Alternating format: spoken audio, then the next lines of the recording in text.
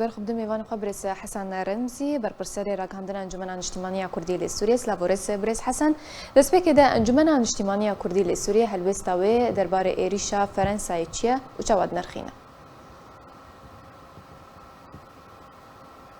برس حسن شبانی هجار هروا بله کرمکا دسته که دگمتی بله کرمکا بله دسپیک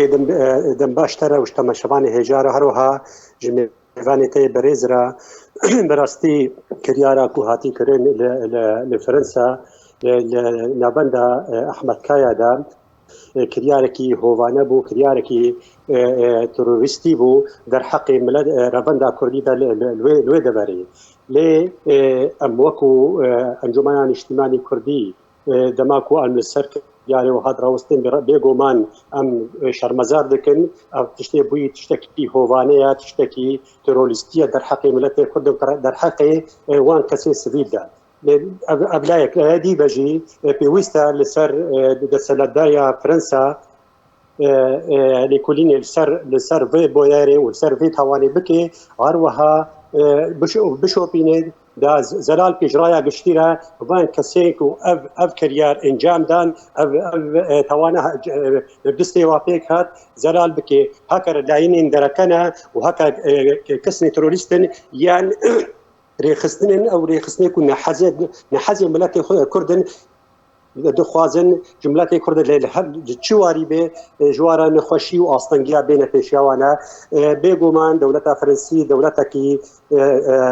دوست ملت کرد ده هر چهار پارچه کردستان ده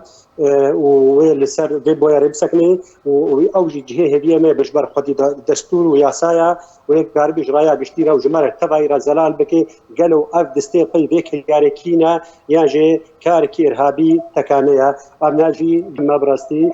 همیشه و جهه امروینا پروتستو کن و ابناجی شرط مزادی. بله. برز حسن وكم زانن کو سرکاتی هرم و سرکاتی حکومت هرم کردستان داخلیانی شرمزاری درباره وی ایریش بلاف کرنه در خاندنا تجربه چیه؟ ابنا جبركو الولايات الدياسبورا ملت كرد وكو حمي ولايات جي دماكو ملت كرد رواندا كردي الوادرا توشي وان كريارن تروستيك بيجو ما بيوصل سر هر چهار پارچه كردستاني وبتايبتي ايرون ما هرمكي فرمي هيا واونا ايرون كلكا رواندا كرد كلكا ملت كرد هر چهار پارچه تسكرين بهترين وبهلك دولتا فرنسي بزوترين دم لسر فكرة راوستي و شيبونيا وجبو چهاتی کرن جبرکو دیار کرایا گشتی اناجی بهترین بیبال پشت جمره وکو ملت کرد بتوایی و پیوست سترگارا سیاسی هر شا پارچه دا و هر و هر خصنی سویل کلک ربنده کردی بسکنن و وا توانا شرمزار بکن بشوی کی شهرستانی وکو ملت کرد هاتی دیار کرن ملت کی اشتیاننا عملیت کی بندستن ام الحمی ولاتا چی کسکی کرد و ایرو لجدر والدیاسپورا دجی پیوسته به بالیوز جونر جدوزا گله کره ده هر چا پارچه ده و بده خویا کرن دادوریا ازگری که کردی دادوریا مات ملت کردی روا ده همی پارچه ده و ام وکو ملت اشتانیان یک روزی ملت کرد تفکر سیاسی کردیا رسن کریار ترولستی یان تندو تیجی در حقیقت کسی در کارنان. بله. از خوازم نرينا ميوان خوشي بريس حسن لسر في خالي بزان بن بريس حسن دماكو بككي دوان خوبيشاندان يان جينا رازيبون عند آلين بككي دروش من آلي جرين بككي ديكي هروها ويني عبد الله اوجلان بلندكن ارمان جيتشيا بيجو معن وقتكم من ديار كرين مگو ابنا ناج روشتو وسنجي تفكر سياسي كردي يا رسنا كريارين هوفانا يعني تندو تجي در حق دولت كوتي دجيب تايبتي يو ملت مايكو دياسبوراي ويسل سروانا ريزي جياساو وريماين ودولة عرب بقرن وكو ملت كرد وكو ببنى باليوز ببنى نونري ما في خير ودوا دولة هذا وكاربن بهترين دوستي خا دوستي ملتي كرد بهترين زيادة بكن جدربا جبركو تفكرها سياسي ملتي كرد عم حاجتي دوستو حبالنا بتايبتي دولة يكتيا أوروبي يعني جو كدتي ناس كان دولة غربي وكل دوستكي هي الجيهاني ويست أم بهترين دوستاش خرا زيادة بكن ندج منها افكر یاری کو تینا کرن و پکه و لا انگری پکه خوازی واکر یارا شخورا توظیف بکه من خدمت سیاست و برجواندی خدا ابنا ناکب من خدمت ما في ملت کرد و هبونا ملت کرد و دوزا ملت کرد روادا ویسال ملت ما حشمند و شیار به نهیلن اب کسی کو نحز یکون نخوازن دوست ملت کرد دوست ملت کرد زیاده بن تایبتی دولت فرنسی و ملت فرانسا دوست ملت منا و دزانت قناغي واستيارك وملات شهري ما كردستاني تشي ملات مد ديوكا خد ضربات بي فرنسا دقل لك جارا الكيلك ملات مسكنيا وبهترين دوستي ما وقال لك جارا اسطانجيا شي درخصنا سويه جيجتي خستن ملات كرد هادنا ناسكرن ملتكي اشتياننا ملتكي اشتي خوازن ملتكي دخوازن بشويكي سياسي ودبلوماسي خباتي وكار بكنش بو ما في خيروا ويسل سن ملتي ماشي هشيار بن ريندنا باري خصنين تندرو يباري باري خصنيك ويرو خوازن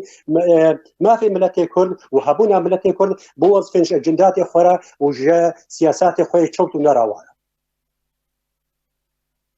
بله بريس حسن بلاج نارينا تجي لسر في مجاري ناس بكم لسر تشبل جاي فكك ايرو تومت ارستي تركيا ديكا كو تركيا دبر في ايريشي دبر برسيارة بله وكم دياكري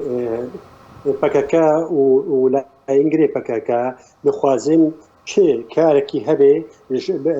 بكل بالخدمات السياسات وكرياري خدا جور برجومنديه خوا ودي قناغا ايرو ضرباس من شيء ايرو شريوال الكردستان هرم كردستاني يعني جير ايرو كردستان سوري وكرياري كنتين يكون ديار البرشافه دخوازن ممكن نمرك انه امجي طرفكن وبما بكار نولكن وكو ما مساج جيبوتو ميجي تسبيكا قد ناخذ قد دولة فرنسي خدي دستور وياسايا وبشوبيني والكونيا بكي امجي الهيفيا زلال كرنا وين جبور رايا قشتي داوري ديار لو كي قيبيا ندورا دستين ايرو خوازن وفيكر ياري يعني بيت هواني شخورا بكار بين شخور توظيف بكن دستي واجتي ذهب ليه تبي بيناجي امي منا بردوامي بينا روسان حتى كو جمره ورد ديار كرن دولة فرنسي واز بجمد زوتين دبدا فرنسا والسربي بيت هوان جبر كوارا كي مزنا سي كس هادنا شيد كرن وجغيني كسي بريندار ويا ديجي كريارك وايرو باكاكيد جا فرنسي دو باجار فرنسي وخرابون وخراكرنا كودكي ويسا سر دولة فرنسي وبدي قياكرن وهروها ديس امج دولة فرنسي دو خوازن ملتي كرد وتفقرا سياسي كرد هرچا پرچا جداب که شبکه و کریاری پکه ولا انگلیسی پکه شبکه تفکر سیاسی کردی دست پیک دام زراندنا و چکیجا پارچی ده حتی اینو یک روزه تندو تجی و کریاری خراب ته دولت پی حتی در حق جمله خود پیک نانیه تو مدایم شیوه کی دیپلماسی است حتی کوشش سملت کرد فرد بویا ملت کرد براوانی بر حق خود کریا نه چو ایریشی کسی نکریا و کریاری